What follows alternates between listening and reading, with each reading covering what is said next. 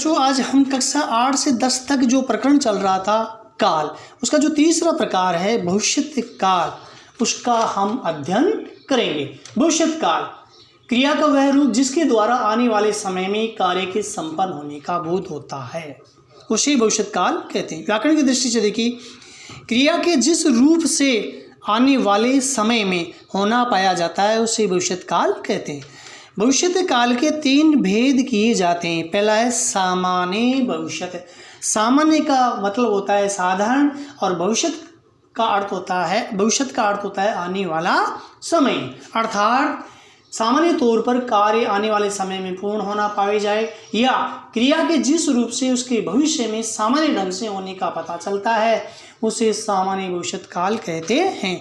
व्याकरण की दृष्टि से इसकी परिभाषा देखिए प्यारे बच्चों, क्रिया के जिस रूप से उसके भविष्य में सामान्य रूप में होने का बोध हो, यानी पता चली जानकारी, उसे सामान्य भविष्यत काल कहते हैं। इसमें क्रिया धातु के अंत में एगा, एगी, एंगे आदि लगते हैं तो उसके वाक्य सामान्य भविष्यत काल के बन जाते हैं। अब उदाहरण के तौर पे पहला वाक्य देखिए, जतिन फल खाएगा। जतिन द्वारा और सामान्य तौर पर आने वाले समय में फल खाने की क्रिया की जाएगी। इसके कारण से हम कह सकते हैं कि यह वाक्य सामान्य भविष्यत काल का होगा। दूसरी बात, खा धातु के पीछे एगा जुड़ा हुआ है तो क्रिया बन गई खाएगा। क्यों? क्योंकि शर्त में बताया गया कि क्रिया धातु के पीछे एगा जुड़ने से और वाक्य सामान्य भविष्यत काल के होते, तो एगा यहाँ शर्त में बताया गया है तो खा धातु के पीछे एगा जुड़ गया, इसके कारण से ये क्रिया बन गई खाएगा। इसके कारण से कह सकते हैं यह वाक्य और सामान्य भविष्यत काल का होगा। दूसरा वाक्य देखिए, कृष्णा पाठ पढ़ेगी।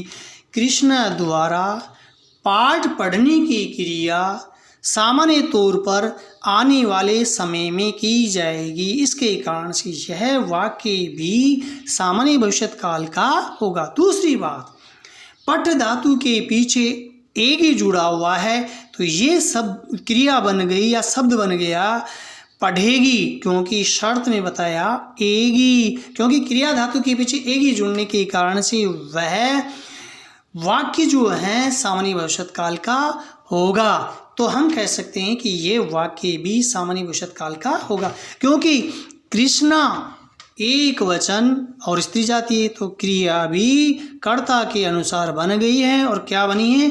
पढ़ेगी। इसके कारण से ये वाक्य सामान्य भविष्यत काल का होगा। अगला वाक्य देखिए, बच्चे कैरम बोर्ड खेलेंगे। बच्चों के द्वारा कैरम बोर्ड खेलने की क्रिया सामान्य रूप में आने वाले समय में की जाएगी, जिसके कारण से यह वाक्य भी सामान्य भविष्यत काल का होगा। खेल धातु के पीछे एंगे जुड़ा हुआ है, इसके कारण से यह क्रिया बन गई खेलेंगे, क्योंकि बच्चे जो शब्द है बहुवचन है तो क्रिया भी बहुवचन बन गई, क्योंकि शर्त में बताया गया एंगे जोड़ने से क्रिया धातु के पीछे हुए वाक्य सामान्य भविष्यत काल के होंगे। तो यहाँ खेल धातु के पीछे एंगे जुड़ा हुआ है, इसके कारण से यह वाक्य भी क्या बन गया? सामान्य भविष्यत काल का बन गया और ये क्रिया बन गई खेलेंगे। अब अगला देखिए, हम घूमने जाएंगे। ये वाक्य भी क्यों? जा धातु के पीछे एंगे जुड़ा हुआ है तो ये बहुवचन का रूप बन गया। हम शब्द बहुवचन हैं इसलिए यह जाएंगे बन गया, क्योंकि शर्त मत है एंगे क्रिया धातु के पीछे जुड़ने के कारण से, तो जा धातु के पीछे एंगे जुड़ने के कारण से ये क्रिया बन गई जाएंगे। तो ये वाक्य भी और सामान्य भविष्यत काल का बन गया है। इस प्रकार हम कह सकते हैं कि इन वाक्यों में क्रियाएं भविष्य में सामान्य रूप से काम के होने की सूचना देती है, अतः ये सामान्य भविष्यत काल की क्रियाएं हैं। अब जो दूसरा जो प्रकार है संभावी भविष्यत काल।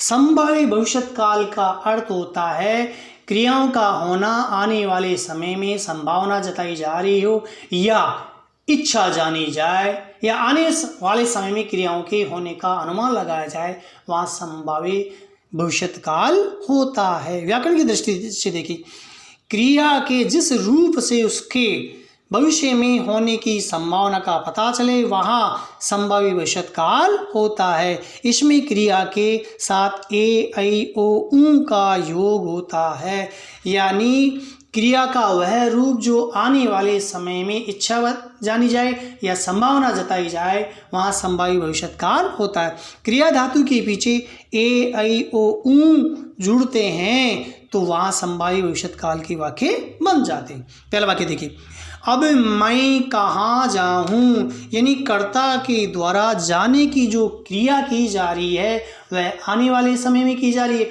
लेकिन उसके द्वारा संभावना जताई जा रही है या इच्छा जताई जा रही है, जिसके कारण से यह वाक्य संभावित भविष्यत काल का बन गया। दूसरी बात, जा धातु के पीछे ऊ जोड़ा हुआ है, ऊ लिखा हुआ है, क्योंकि क्रिया धातु के पीछे ऊ जोड़ने से संभावित भविष्यत काल के वाक्य बन जाते। तो ये जाऊं क्रिया बन गई कर्ता के अनुकूल, तो हम कह सकते हैं ये वाक्य संभावित भविष्यत काल का होगा। अगला वाक्य देखिए, अब वह क्या करे, अर्थात उसके द्वारा आने वाले समय में इच्छा जानी जा रही है या संभावना जताई जा रही कि वह क्या करे, इसके कारण से हम यह कह सकते हैं कि यह वाक्य भी संभावित भविष्यत काल का होगा। दूसरी बात, कर धातु के पीछे ए जुड़ा हुआ है, शर्त में बताया गया, तो क्या बन गया, करें, तो हम कह सकते हैं कि यह वाक्य भी संभावित भविष्यत काल का होगा। अगला वाक्य देखिए, वह शायद कंप्यूटर सेंटर जाए, यानी उसके द्वारा आने वाले समय में कंप्यूटर सेंटर जाने की इच्छा जानी जा रही है या संभावना जताई जा रही है, इसके कारण से अनुमान लगाया जा रहा है कि हम कह सकते हैं कि यह वाक्य भी संभावित भविष्यत काल का होगा। दूसरी बात, जा धातु के पीछे ए जुड़ा हुआ है, शर्त में बताया गया है, तो क्या बन गया, जाएं, इसके कारण से यह वाक्य भी संभावित भविष्यत काल का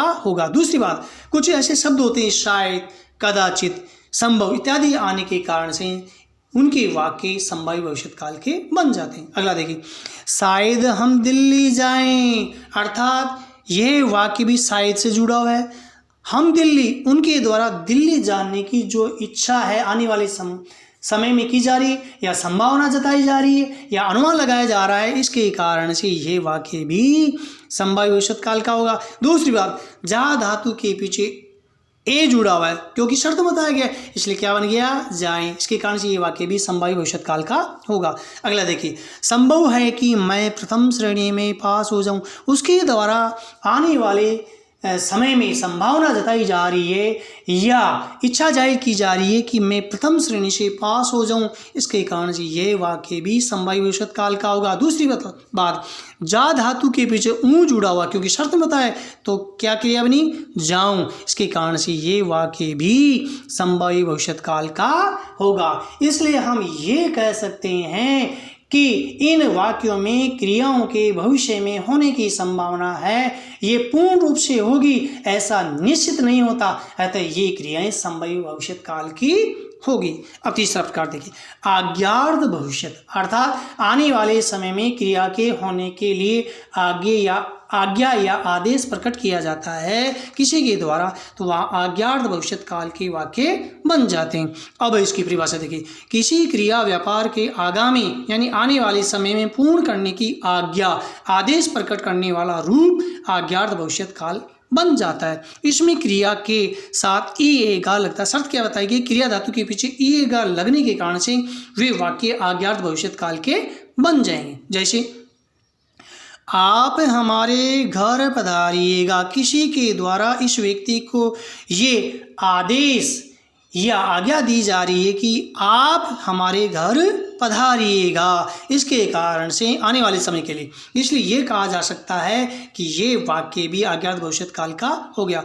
दूसरी बात, पधारना के पीछे ईएगा जुड़ा हुआ है, तो पधार ईएगा, पधार ना जो क्रिया है उसके पीछे ईएगा जुड़ने के कारण से ये पधारिएगा क्रिया बन गई, इसके कारण से ये वाक्य भी अज्ञात भविष्यत काल का बन गया। अब दूसरा वाक्य देखिए, आप वहाँ अवश्य जाइएगा, किसी के द्वारा आज्ञा या आदेश दिया जा रहा है कि आप वहाँ अवश्य जाइएगा आने वाले समय के लिए, इसके कारण से ये वाक्य भी अज्ञात भविष्यत काल होगा। दूसरी बात, जा धातु के पीछे ईएगा जुड़ने के कारण से ये वाक्य अज्ञात भविष्यत काल का बन गया। इस प्रकार तीसरा वाक्य, इस बात पर विचार करिएगा। यहाँ भी किसी के लिए आज्ञा या आदेश दिया जा रहा है आने वाले समय में कि आप इस बात पर विचार करिएगा। इसके कारण से ये वाक्य भी अज्ञात भविष्यत काल का होगा। दूसरी बात, कर धातु के पीछे ईएगा जुड़ने के कारण से और अज्ञात भविष्यत काल का वाक्य बन गया। प्यारे बच्चों, इस वीडियो को 2-3 बार आप जरूर पढ़ें और लाइक और सब्सक्राइब करना न भूलें।